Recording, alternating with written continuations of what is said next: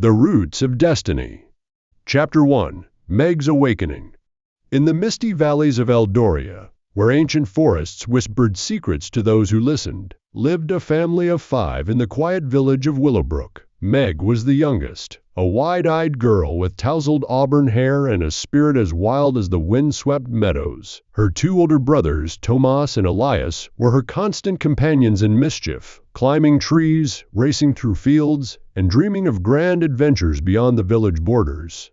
Their mother, Captain Alara, was a stern yet loving guardian of Willowbrook. As head of the village guard, she patrolled the cobblestone paths with a sword at her hip and an unyielding sense of justice in her heart. Her father, Harlan, was the village herbalist, tending to the sick with poultices and remedies drawn from the earth's bounty. Unbeknownst to most, Harlan was no ordinary healer. He was once one of the greatest mage druids in the realm, a legend who had woven spells that commanded nature itself. Weary of the endless wars and the burdens of glory, he had forsaken his past for a simple life, binding his magic deep within to protect his family from the shadows that pursued him. But shadows have a way of creeping back. One fateful night under a blood moon, Harlan's past erupted like a storm. A secret order of fanatic priests, the Brotherhood of Purity, descended upon Willowbrook. These zealots despised magic, viewing it as a demonic blight that corrupted the soul. They'd hunted Harlan for years, and now they found him. In a blaze of torches and fanatic cries, the priest stormed the family home. Ilara fought valiantly, her sword flashing in the firelight, but she fell defending her children. Harlan unleashed his druidic fury one last time, vines erupting from the ground, roots ensnaring foes, but the priests overwhelmed him with enchanted chains that drained his power. He perished in a whirl of leaves and blood. The brothers, Tomas and Elias, were dragged away screaming, destined for the Brotherhood's hidden temples to be purified through torture and indoctrination. Meg, barely 8 years old, was spared only because she hid in the herb garden, trembling as the world she knew shattered. In the chaos, her mother's loyal subordinates, guards who had served under Ilara, found her and spirited her away to an orphanage in the nearby city of Stonehaven. At the time, Meg understood nothing of the Brotherhood or her father's secrets. She knew only the raw ache of loss, like a thorn embedded in her heart. Years passed in the grim halls of the orphanage, where Meg grew into a fierce tomboy.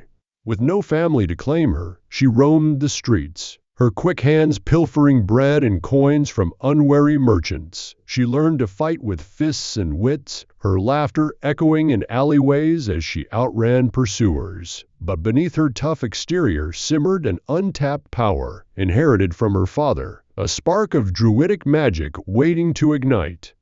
One rainy evening, that spark flared. Meg targeted a burly drunkard stumbling from a tavern, slipping her fingers into his pocket for a few silver pieces. He caught her wrist, his breath reeking of ale, and snarled threats as he raised a meaty fist. Panic surged through Meg, and instinctively, she called upon something deep within. The ground trembled, roots burst from the cobblestones, coiling around the man's legs like living shackles. He howled in terror as they rooted him in place, vines creeping up his thighs. Meg fled, heart pounding, back to the orphanage. But word spread like wildfire through Stonehaven, a city where magic was reviled as a curse, a harbinger of misfortune and doom. The orphanage priest, a greedy soul with ties to slavers, overheard the tales from gossiping orphans. Seeing profit in a cursed girl, he cornered Meg that night, chains in hand, intent on selling her to the highest bidder in the black markets. She fought like a wildcat, scratching and biting. But as he dragged her toward the door, her magic stirred again. A burst of wind that shattered a window. Meg escaped into the night, leaving the orphanage in Stonehaven behind forever. At 13, she became a wanderer, drifting from city to city across the fractured kingdoms. She begged when she could, stole when she must, her tomboyish guile keeping her one step ahead of guards and thugs. Whispers of her father's legacy haunted her dreams, visions of blooming forests and whispering winds, but she pushed them down, survival her only creed. Fate, however, has its own paths. After months of hardship, Meg found herself in the bustling metropolis of Arcana's Vale, the heart of the neutral nation of Elysium. Here, magic was not feared but celebrated. The Grand Academy of Arcane Arts stood as a beacon, drawing talents from across the lands to nurture their powers in peace. Weary and hungry, Meg saw opportunity in the Academy's opulent grounds. Slipping through the shadows, she targeted a lone figure, a lanky elf swaying unsteadily near a fountain, his robes disheveled and a flask in hand. Her fingers danced into his pocket, but the elf's eyes snapped open, sharp as daggers. "Thief!" he slurred, but with a grin that belied anger. Meg bolted, thinking wryly that drunkards must have some superpower, sensing when their pockets go empty. The elf gave chase, not with fury but with playful glee, teleporting in bursts of light to block her path, conjuring illusions of walls that vanished at her touch. He was toying with her, like a cat with a mouse. Cornered in a narrow alley, Meg whirled and unleashed her magic once more. Vines erupted from the walls, weaving a thick barrier to seal the entrance. But the elf laughed, his body igniting in a swirl of flames that burned the vines to ash without harming the stone. The fire danced harmlessly around him, a display of masterful control. In a blur, he scooped her up, wrapping her in a cloak of warm embers that lifted them both into the sky. Meg gasped as they soared above the city, the Academy's spires glittering below like stars. The wind whipped her hair, and for the first time since her family's fall, wonder eclipsed her fear. She looked up at the elf, actually, with pointed ears framing a mischievous face, and eyes like glowing embers. "Are you a mage, miss?" Meg blurted, her voice barely audible over the rush of air. The elf woman chuckled, her flames flickering like laughter. "Oh, child, I'm so much more than that. And you have the blood of legends in your veins. Welcome to your new beginning." Chapter 2. Meg's Trials.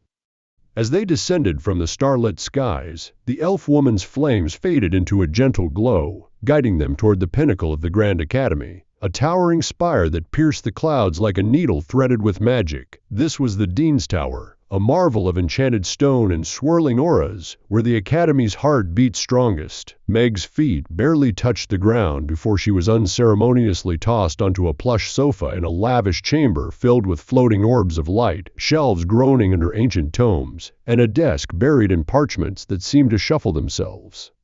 The elf, now revealed in the warm light as a striking figure with silver-streaked hair and robes embroidered with living flames, crossed her arms, her eyes twinkling with a mix of amusement and authority. "Well, little vine weaver, from this day forward, your life is no longer your own. You dared to steal from me, Lyriel Firebloom, Dean of the Grand Academy of Arcane Arts, and in Elysium, debts are paid in full."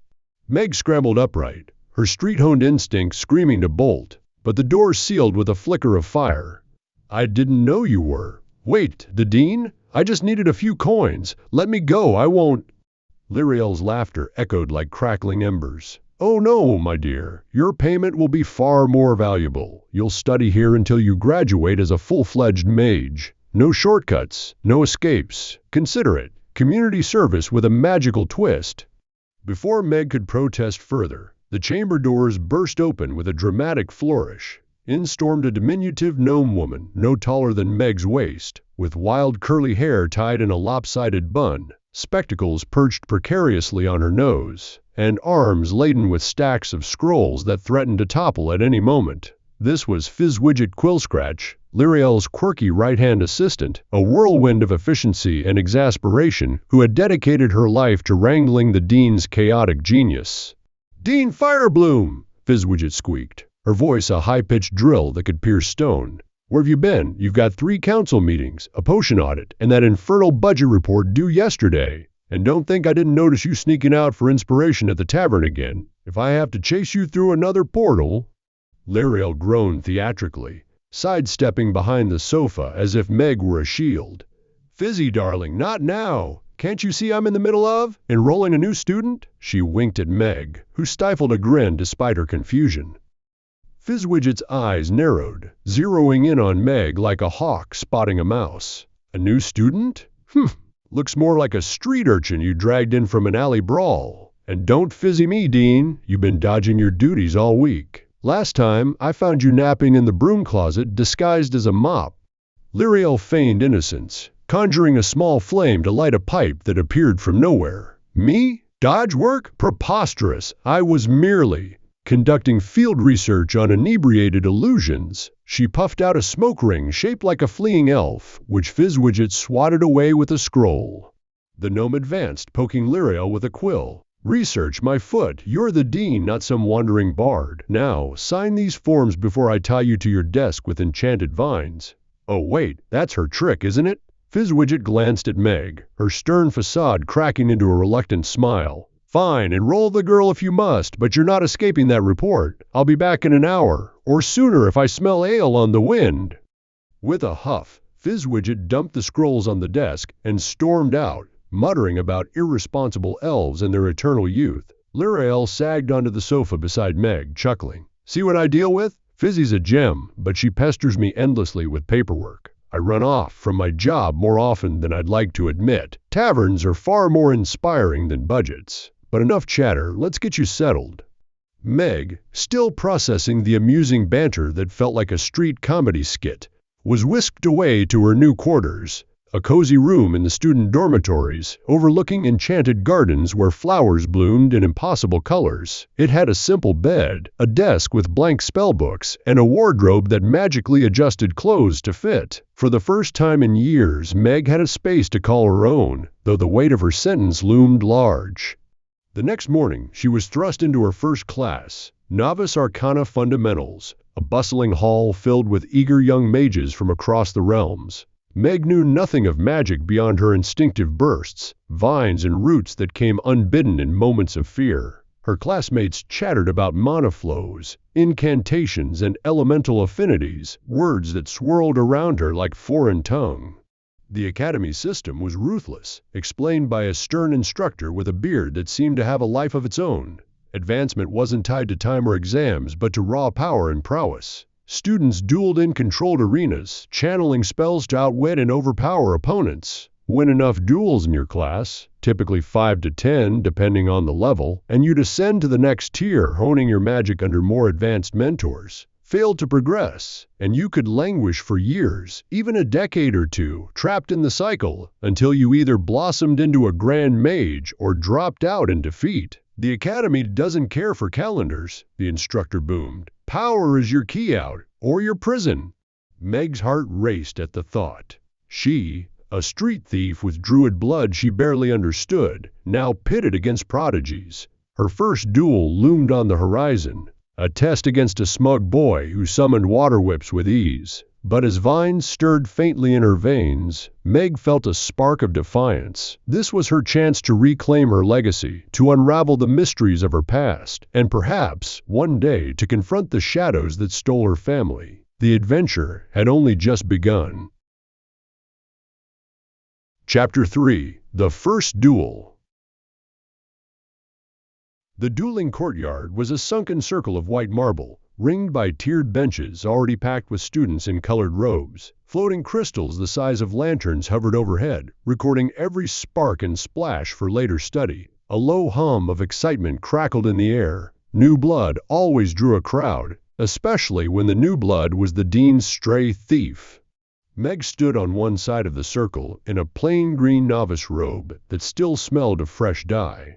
Across from her waited Cedric Wavecrest, a second year who had been stuck in novice tier for 3 terms. He was 16, tall, and annoyingly handsome, with sea blue hair that moved like actual water. He twirled a silver trident no longer than a walking stick and smirked at the onlookers as if the outcome were already decided. "Try not to cry when you lose, street rat," he called, loud enough for the front rows to snicker. Meg rolled her shoulders. "Try not to drown when you lose, fish boy." A ripple of laughter went up. Cedric's smirk faltered for half a heartbeat. The proctor, a bored-looking senior with a clipboard that wrote on itself, raised a hand. "Standard novice rules. First to yield, be knocked unconscious, or leave the circle loses. No lethal spells. Begin on the chime." A single crystal gong rang out. Cedric moved first, fast as a breaking wave. He stamped the trident's butt on the marble, and a ribbon of water whipped from nowhere, lashing toward Meg like a liquid spear. She threw herself sideways, felt the cold lash graze her cheek, and rolled. The crowd oohed. She came up running, instinct overriding thought. "Vines," she thought desperately. "Come on, Vines!" Nothing happened. Cedric laughed. "What's the matter? Forget your little weed trick?" He spun the trident. 3 spiraling torrents rose around him like angry serpents. "Let me wash the street off you." The water serpents lunged. Meg's heart slammed against her ribs. She remembered the drunkard in Stonehaven, the terror, the way the roots had simply answered her panic. She needed that feeling again. She slammed both palms to the marble and screamed inside, "Grow, damn you!" The courtyard floor cracked. Thick green ropes of vine erupted beneath Cedric's feet, twisting up his legs with shocking speed. One serpent of water smashed harmlessly against the sudden living wall. Another was snared midair and crushed. Cedric's eyes went wide.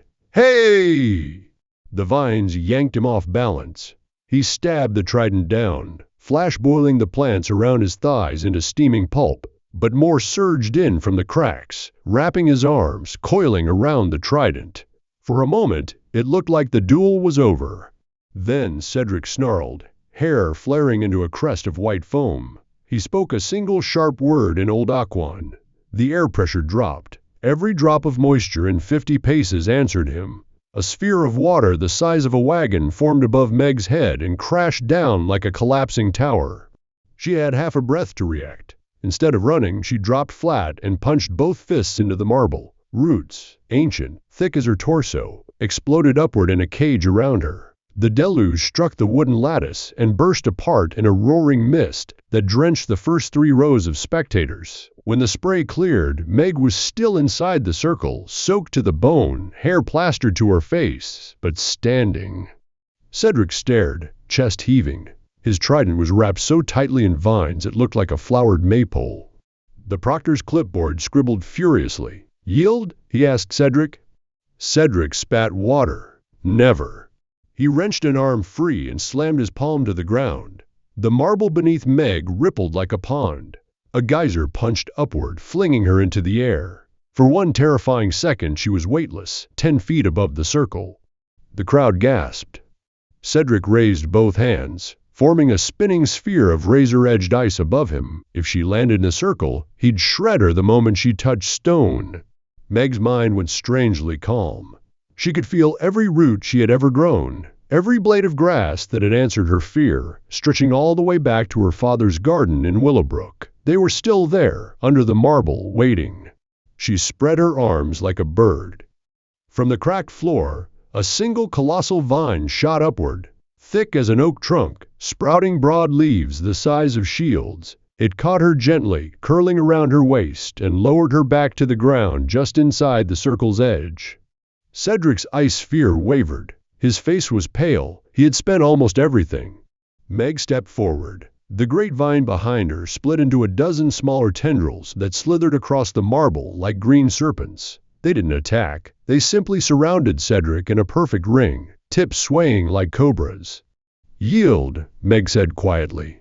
Cedric looked at the vines, at the soaked and furious crowd, at the proctor already raising an eyebrow. His shoulders sagged. "1. Yield." The courtyard erupted.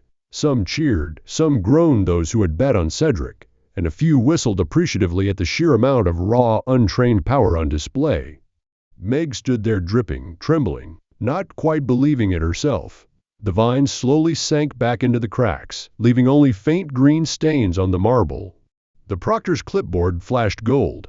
"Winner, Meg of wherever she's from. 1 dual credit recorded. Next challenger may step forward." From the topmost balcony of the Dean's Tower, 2 figures watched. Lyriel Firebloom leaned on the railing, a proud and slightly smug grin on her face, flask in hand. Beside her, Fizzwidget Quillscratch scribbled notes at lightning speed, unrefined, wasteful, emotionally triggered. But the monoresonance is off the charts. She just grew a greater verdant lattice on instinct. On instinct, Lyriel. Yes, I have eyes, Fizzy. Lyriel took a satisfied swig. "Told you picking her up was worth missing 1 little budget meeting." Fizzwidget muttered something about irresponsible deans and vanishing paperwork, but even she couldn't hide a tiny smile. Down in the circle, Meg wiped water from her eyes and looked up at the sky she had flown through only hours ago. For the first time since the night her family was torn apart, something like hope took root inside her chest. 1 victory. Hundreds more to go. And somewhere out there, the Brotherhood of Purity still hunted people like her. Let them come, she thought, clenching wet fists until new green shoots curled between her knuckles. She was just getting started. Chapter 4: Trials of the Abyss. Deep within the walls of the Grand Academy of Arcane Arts pulsed an ancient magic woven into the very stones by forgotten architects of a bygone era. This arcane weave gathered the remnants of fallen mages, echoes of their knowledge, battles, and souls, crafting perfect simulacra to forge new generations of spellweavers, designed for the old wars against the abyssal demons, eldritch horrors long erased from history's pages. It slumbered now, awakening only for the desperate or the doomed. In times of peace, it was a legend whispered in shadowed halls. In crisis, it became a crucible of creation or eternal damnation. Meg's victories in the dueling circle piled up like autumn leaves. 3 more wins followed her triumph over Cedric, each duel honing her instinctive druidic flair into something sharper, more controlled. Vines became whips, roots turned to spears, and she climbed the novice ranks with a feral grace that drew whispers and wary glances. But her 4th challenger was different. The boy, slight, with messy raven hair and eyes like fractured amethysts, stepped into the circle trembling. His name was Elwyn Voss, from House Voss, one of Elysium's premier magical dynasties, breeders of archmages and court advisors for centuries. Yet Elwyn was their black sheep, cursed by a power that twisted his family's vaunted seer bloodline into something nightmarish. He could peer into an opponent's bloodline, unveiling the tapestry of their ancestry, not just names and faces, but the raw, unrelenting cascade of deaths, losses, and tragedies that scarred it. This gift was an inescapable curse. Once seen, the visions haunted him, drowning his mind in sorrow until he broke. The gong chimed. Elwyn locked eyes with Meg for a split second, and shattered. He collapsed to his knees, tears streaming in rivers down his cheeks, sobs racking his frame like a storm-tossed ship. No, it's too much, he wailed, voice cracking. The fire. The chains, brothers lost in shadows, a father's glory buried in blood, so much death, a mountain of it. I'm so sad. Why must it be so sad? The crowd murmured in confusion, some laughing cruelly. Meg lowered her hands, vines half-formed at her feet wilting away. She crossed the circle, ignoring the proctor's hesitant calls, and knelt beside him. Hey, it's okay. I forfeit if it helps. Just breathe. Elwyn looked up, sniffling, his curse's grip loosening as the duel ended unspoken. From that day, Meg took him under her wing. No more did the Academy's bullies target the weepy Voss, not with Meg's glare and sprouting thorns as his shield. In return, Elwyn became her shadow, his visions offering glimpses of foes' weaknesses, though he loathed using them. Your bloodline, it's a storm of green and grief, he confided once, but there's strength in the roots that survive. Together, they tackled quests from the entry hall's grand board, a mosaic wall alive with glowing parchments, posting tasks for students to earn credits, coin, and experience. Gather luminescent fungi from the Whispering Caves for alchemy experiments. Hunt swift-footed glowdeer in the border forests for their hides and meat to stock the Academy kitchens. Meg's wilderness savvy paired perfectly with Elwyn's encyclopedic knowledge of magical beasts, turning perilous outings into triumphant returns. Laughter echoed in their wakes, bonds forging in shared scrapes and campfire tales. It was during one such quest, a hunt for crystal-scaled serpents in the misty Valewood, that fate twisted anew. Ambushed by a rogue beast, Meg unleashed a barrage of entangling roots, only for a bolt of silver light to finish it off. From the underbrush emerged a grizzled warrior woman, scarred and clad in weathered guard armor. Captain Lara's moves, she grunted, eyeing Meg. You her kin? Name's Thorn, served under your ma in Willowbrook. Meg's heart seized. Thorn, a former acquaintance of her mother's, shared grim news over a hasty fire. Saw one of your brothers, Thomas, I think, in the borderlands. He's changed. Executioner for the Brotherhood of Purity now, hunting mages like vermin. Killed 3 in a raid last moon. Brainwashed, or worse. If you want to save him, you'll need power beyond street tricks. Back at the Academy, Meg stormed the Dean's Tower, Elowen trailing nervously. "Dean Firebloom! My brother's out there, slaughtering our kind for those fanatics. Help me save him!" Lyriel, lounging amid floating parchments much to Fizzwidget's ongoing dismay, regarded Meg with a mad glint in her eye. "Save him? Child, you're barely a sapling, but, perhaps." Without warning, she led Meg underground, through twisting catacombs beneath the Academy's belly, where the air grew thick with forgotten magic. Fizzwidget's protests echoed behind.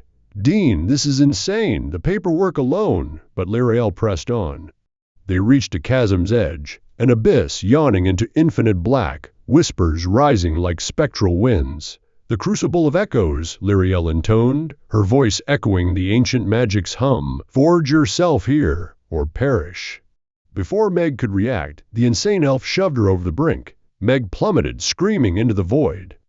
She awoke in a hellish realm, not fire and brimstone, but a labyrinth of shifting illusions, where perfect images of old deans and grandmasters materialized from the walls' gathered remnants. A stern elven archmage with eyes of storm clouds, a dwarven runesmith wreathed in glowing sigils, a human druid whose form blurred with beastly shadows. They were echoes of the Academy's ancients, designed for wars against long-forgotten demons, relentless trainers who would break and rebuild her. "Survive a year," their voices chorused, spells igniting around her. "Become a true mage, or your soul feeds the weave eternally." The trials began. Illusions of demonic hordes to battle with honed druidry, puzzles of ancestral bloodlines to unravel, visions of her family's fall to conquer. Pain, growth, despair. Mega's crucible had ignited, and from its flames a legend would rise, or fade forever. Chapter 5. Forged in the Abyss.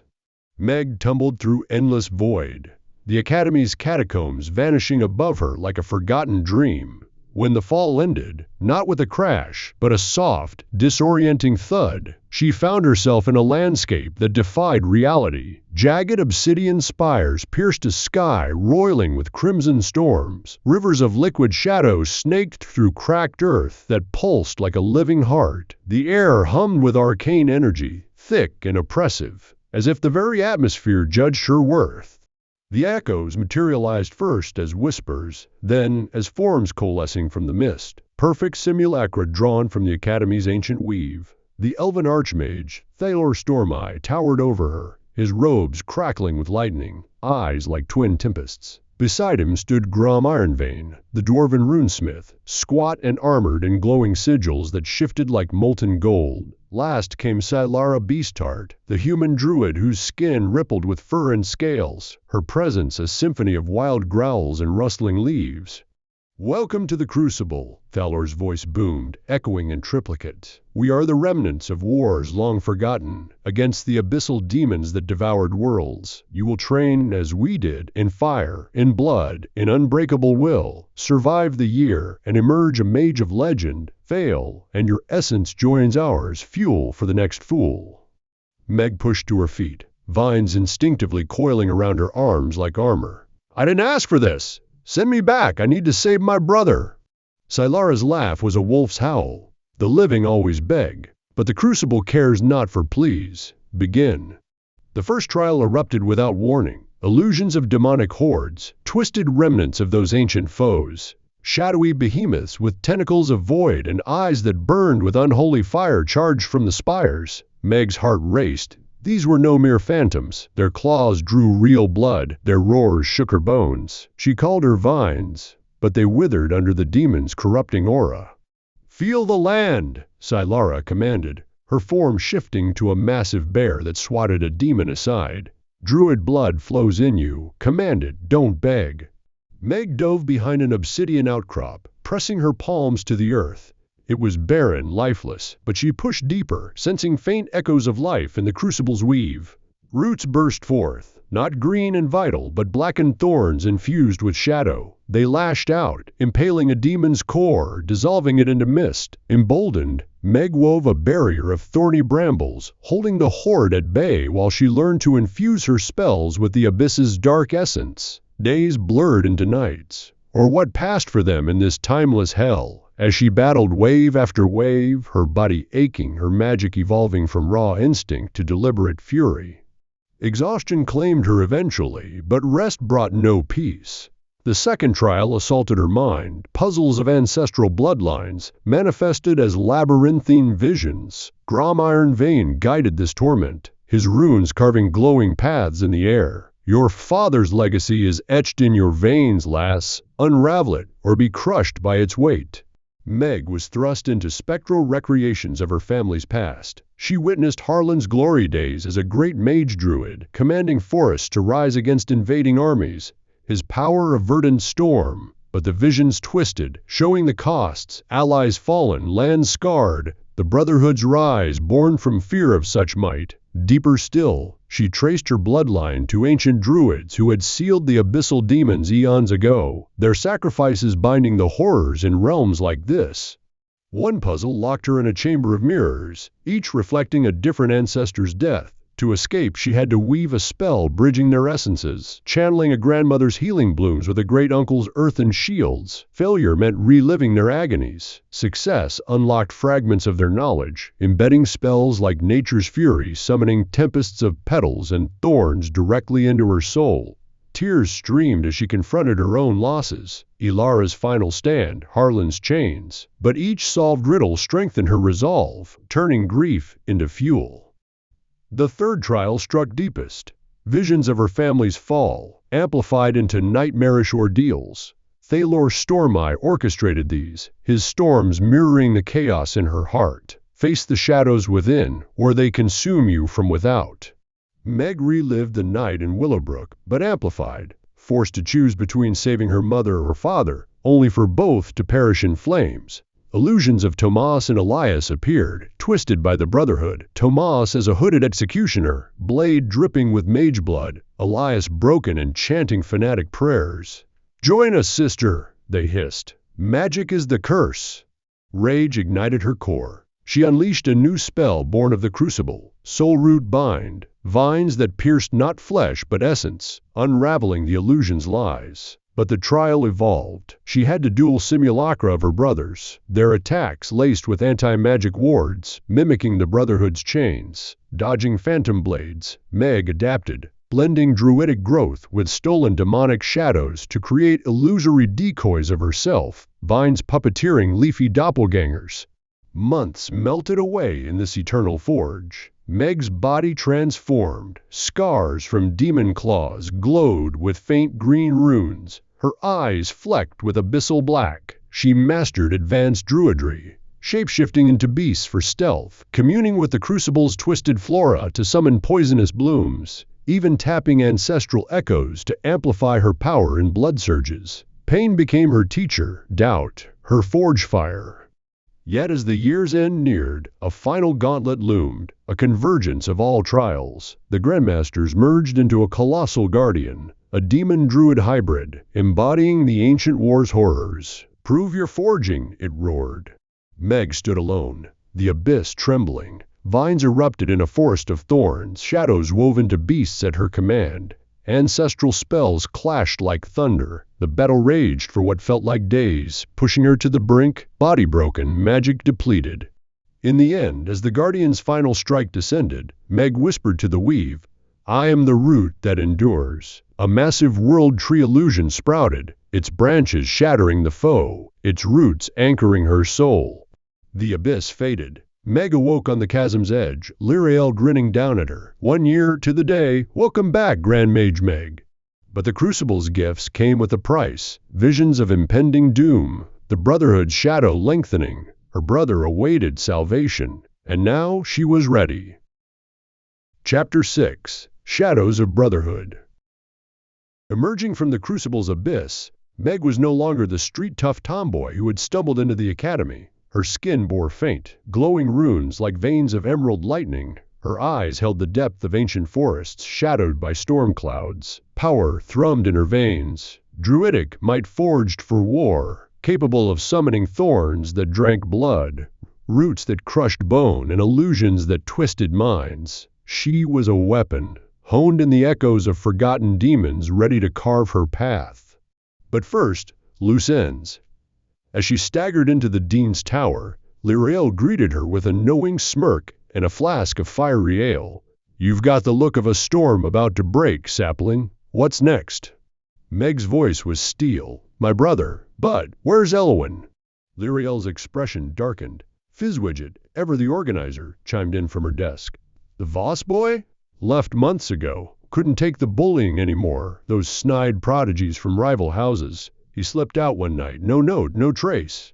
Rage ignited in Meg's chest, hotter than any crucible flame. Elwyn, her fragile shadow driven away while she forged herself in hell. She marched to the dueling courtyard that very afternoon, her presence alone silencing the crowds. Anyone who laid a hand on Voss, who mocked him, who drove him out, step forward. All of you, now.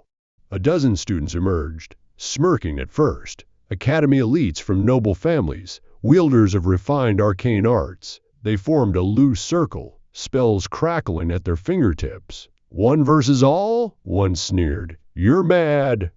The proctor hesitated, but Lyriel nodded from the balcony. The gong chimed.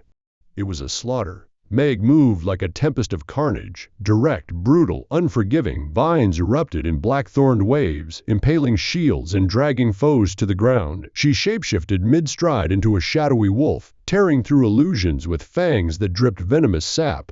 A blood surge amplified her strikes, roots bursting from victims' wounds to bloom into carnivorous flowers that sapped their mana. One by one they yielded, broken and bleeding, until the courtyard ran slick with sap and sweat. From that day she was feared as the demon of the battleground, a title whispered in terror. No one dared challenge her again. With her dues paid and power claimed, Meg left the academy at dawn, her novice days a distant memory. Elwyn needed her, Tomas awaited salvation. Weeks of tracking led her through rain-soaked roads and shadowed inns, piecing together rumors of a weeping seer cast out by his kin. She found him in the slums of Ravengate, a festering underbelly of Elysium's borders. Elwyn lay curled in a filthy alley, emaciated and feverish, his once fine robes rags, his amethyst eyes dulled by despair. Rats nibbled at his boots. He barely stirred as she approached. Voss. What happened? Meg knelt, her touch gentle despite the war-forged strength. He looked up, tears carving paths through grime. Meg? You're alive? The abyss. His voice cracked. My family, House Voss, renounced me. Too weak, they said. A shame, weeping over bloodlines instead of wielding them. They stripped my name, my inheritance, left me to rot. Meg's jaw tightened. Join me. We'll make them pay. Ruin them for what they did. Elwyn hesitated, visions flickering in his eyes. If I follow you, the ruin becomes real. I see it. Our path topples empires, starting with mine. Then, a faint smile. He took her hand. So be it. I'll follow in your shadow until the day I die.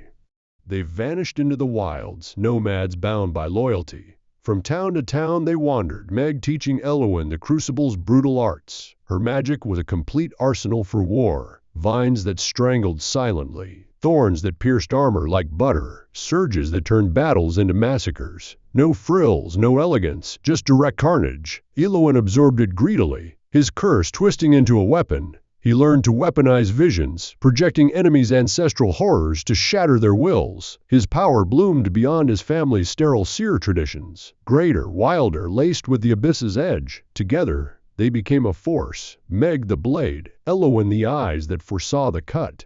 Months blurred into a trail of honed skills and quiet vengeance, raiding Brotherhood outposts for clues, leaving fanatic corpses entwined in roots. Finally, they arrived at the forsaken citadel of Purity's Spire, a grim fortress in the shattered Badlands where Tomas was said to lurk.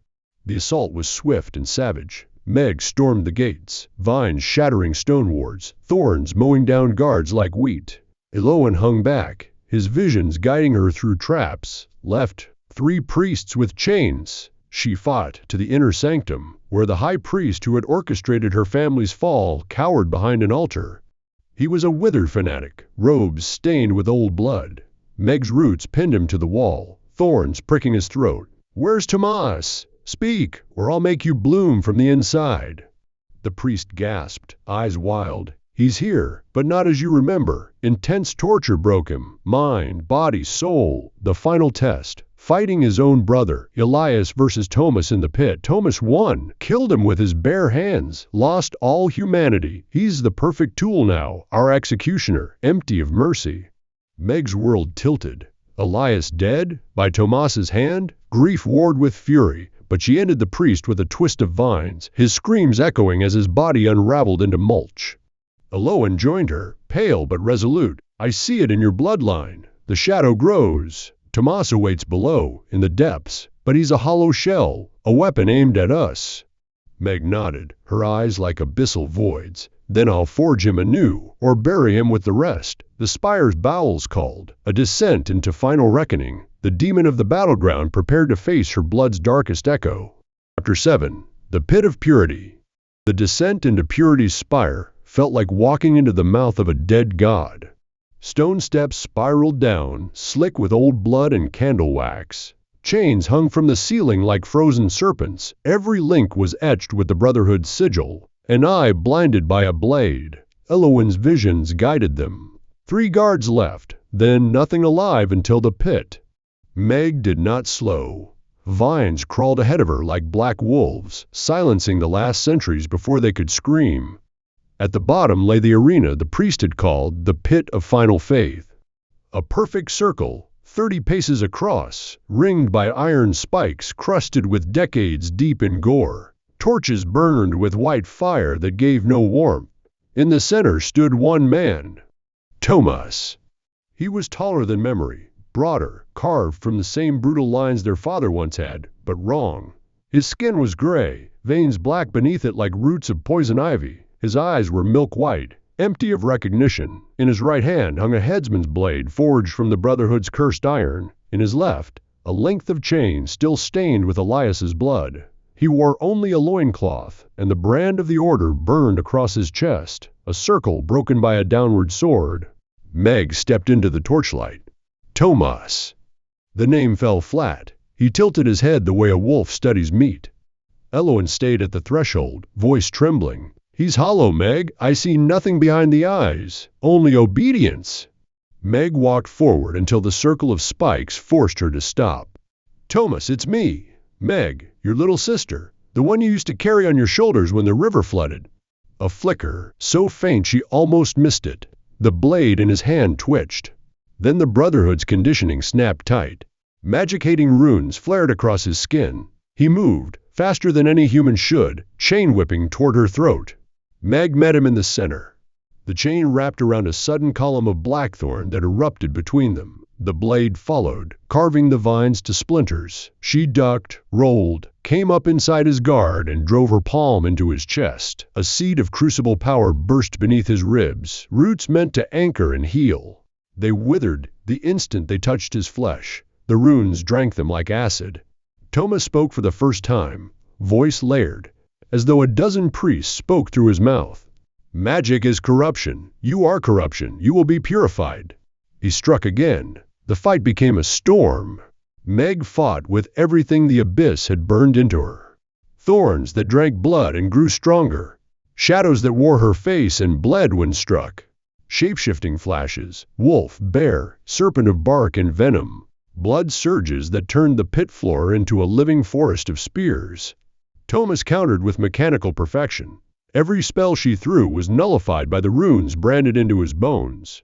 Every wound she gave him closed in seconds, flesh knitting with wet clicking sounds. He did not bleed for long. The Brotherhood had made him something that no longer needed blood. Minutes or hours passed. Meg's arms burned. Her breath came in ragged gasps. Thomas had not slowed once. She dropped to one knee, pretending exhaustion. He raised the blade for the killing stroke. In that heartbeat she whispered the one thing the Crucible had never taught her, the thing only a sister could know. Do you remember the song Da used to sing when the thunder scared me? Green grows the willow, deep runs the river. Little roots hold when the storm wind shivers. The blade froze inches from her neck. A tremor ran through Tomas's ruined body. The milk-white eyes flickered, green for an instant, real green. A single tear, clear, human, cut through the grime on his cheek. Meg? The word was small, cracked, the voice of a boy who had once hidden his little sister in a hayloft while soldiers burned the village granary. The runes flared brighter, trying to drown the memory. Tomas screamed, a sound of tearing metal and breaking souls, and swung wildly at his own head as if he could rip the conditioning out. Meg surged forward, wrapped her arms around him, and drove every drop of crucible power into the embrace, not to kill, to anchor. Roots, gentle this time, pale and silver like moonlight on new leaves, pushed through the black runes. They did not fight the curse, they grew around it, through it, cradling the man inside the weapon. She poured memory after memory into him, the smell of their mother's bread, Elias laughing as he fell out of an apple tree, Tomas teaching her to skip stones across the mill pond. The runes burned hotter, trying to consume the roots. Tomas convulsed, blade clattering to the stone. "I killed him," he rasped. "Elias, I felt his neck break. I liked it." "You are not you," Meg said, voice fierce with tears. "You're coming back now, with me." The internal war lasted seconds that felt like years. Then the runes dimmed, the gray drained from his skin, the milk-white eyes bled back to hazel, bloodshot, exhausted, but human. Tomas collapsed against her, a mountain falling. The headsman's blade rang against the floor and shattered into rust. Behind them, Elowen stepped into the pit, tears streaming again, but this time in relief. He's still in there, broken but in there. Meg held her brother as he shook, the perfect tool finally, mercifully, unmade. Over his shoulder she stared at the spikes, the torches, the Brotherhood's altar of hate. "Burn it all," she whispered. Green fire, soft as spring yet hotter than any forge, blossomed from her palms and raced across the pit. Stone cracked, iron melted, centuries of torture and murder turned to ash in minutes. When the flames died, only 3 figures walked out of Purity's spire. A warforged druid carrying her shattered brother, a weeping seer who had found his purpose in her shadow, and the promise that every temple of the Brotherhood would one day grow over with thorns. The demon of the battleground had found the first piece of her family. She would not stop until the rest were free, or the world itself bloomed over their graves. Chapter 8: The Thorned Reckoning. With Purity's spire reduced to a smoldering crater overgrown with wild brambles, Meg carried Tomas out into the dawn light. He was a shell of the brother she remembered, haunted eyes staring at nothing, body twitching from the remnants of the Brotherhood's curses. Elowen walked beside them, his visions a constant murmur of futures branching like roots. "He'll heal," he said softly, "but not here, in the wilds. He needs structure, guidance." Meg nodded, her decision swift as a thorn's prick. "Take him to the academy, Voss. Lyria will know what to do. Her flames can burn out the last of the poison. And you, stay with him, teach what I've shown you. The Crucible's arts aren't for hiding anymore." Elowen's eyes widened. "But Meg, your shadow." She gripped his shoulder, her touch firm but warm. "You've outgrown it. Protect him like I protected you. I'll come back when it's done." Reluctantly, Elowen agreed. They parted at a crossroads, he and Tomas, vanishing through a portal conjured by a whispered spell, bound for the spires of Arcana's Veil. Meg watched them go, then turned her gaze to the horizon, where the Brotherhood's temples dotted the lands like festering wounds. Her father's legacy burned in her veins. Harlan had once waged war against threats to magic's balance, sealing demons and toppling tyrants before choosing peace. But peace had failed him. Now Meg would finish what he started, the utter end of the Brotherhood of Purity. The rampage began that night. She moved like a shadow storm, town to town, temple to temple. No mercy, no quarter.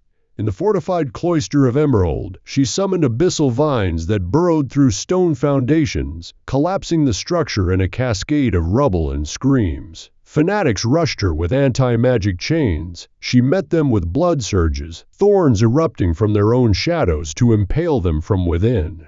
Whispers spread. A demon druid, eyes black as the void, who bloomed death in her wake. In the hidden abbey of silent vows she infiltrated as a wolf of bark and mist, shape-shifting through guards until she reached the High Council. There, illusions of their victims, mages tortured and broken, drove them mad before her roots drank their lifeblood. Month after month she hunted. Elowen's occasional visions, sent through dreamwebs, guided her, a grand temple in the Iron Peaks, guarded by rune-warded golems. She shattered them with earthen fists, her magic direct and brutal, forged for carnage. No speeches, no trials, just the swift justice of nature reclaiming corrupted soil. The Brotherhood fought back. Assassins laced with null magic poisons ambushed her in fog-shrouded forests. She turned the trees against them, branches twisting into nooses. A coalition of their elite executioners, brainwashed like Tomas, cornered her in a ruined coliseum. She unleashed nature's fury, a tempest of petals that sliced like blades, roots that crushed like hammers, bodies piled like fallen leaves. 1 year to the day after Tomas's rescue, Meg stood atop the Brotherhood's heart, the Eternal Citadel, a mountain fortress where their founder had first preached magic's curse. Thousands of fanatics awaited, arrays of wards glowing like malevolent stars. She did not charge, she grew. From the earth rose a world tree of thorns, branches spearing towers, roots upheaving walls. Demons from her crucible visions echoed in the chaos, illusions that clawed at minds, breaking the faithful. Meg walked through the carnage, her form a colossal bear wreathed in shadow flame, swatting aside the last high priest as he begged for purity. The citadel fell. The Brotherhood ended, not scattered, but eradicated, their tomes burned, their relics mulch. Whispers of the Demon Druid became legend, a warning to those who would pervert magic's name. Exhausted but unbroken, Meg returned to the academy. Lirael greeted her at the gates, Fizzwidget fussing with parchments behind. About time, Thorn child, your brother's mending, teaching basic wards now. Voss? He's a prodigy, twisting visions into shields, but we need you. Meg became a teacher, her classes in the dueling courtyard a gauntlet of war magic. Students trembled under her gaze, learning the Crucible's brutal truths. Power without mercy, growth through pain. She was the demonic gatekeeper, a title earned in blood. Any who misused magic, summoning for greed, cursing for spite, or blamed it for their evil intentions faced her wrath. A noble who enchanted slaves? Vines dragged him to the abyss's edge. A student who twisted spells for bullying? Thorns scarred his soul as reminder. In time, peace bloomed. Tomas healed, forging bonds with Elowen as brothers in arms. Meg watched from her tower, roots ever vigilant, a guardian against the shadows that once claimed her family. The girl from Willowbrook had become the realm's thorn sentinel, eternal, unyielding, the end of all who dared corrupt the green. Epilogue: The Thorn Sentinel. Years later, travelers passing the Grand Academy at dusk sometimes see her. A lone figure stands atop the highest spire, silhouetted against the moon, hair wild with leaves and shadow. Vines coil around the tower like sleeping serpents, thorns glinting silver. Students call her the demonic gatekeeper. Older folks simply say, "That's Meg." She never smiles in public anymore, but those who have earned her trust, Tomas with his quiet laugh returned, Elowen teaching beside him, their classes always full, know the softness that still lives behind the storm-green eyes. Magic flows free in the realms now. No temple dares preach its evil. No tyrant chains a mage without waking to find his palace swallowed by sudden forest. And when some fool, somewhere, begins to whisper that power should be feared, that spells are sin, the wind carries the rumor straight to her. The earth trembles once. A single black rose blooms on the offender's doorstep overnight, thorns dripping sap like blood.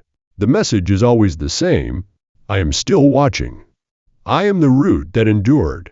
Then the wind moves on, and the world remembers how to breathe. Meg remains. Teacher, guardian, living legend. The little girl who once stole bread to survive became the final gentle warning carved into the world itself. Harm what grows, and the green will answer.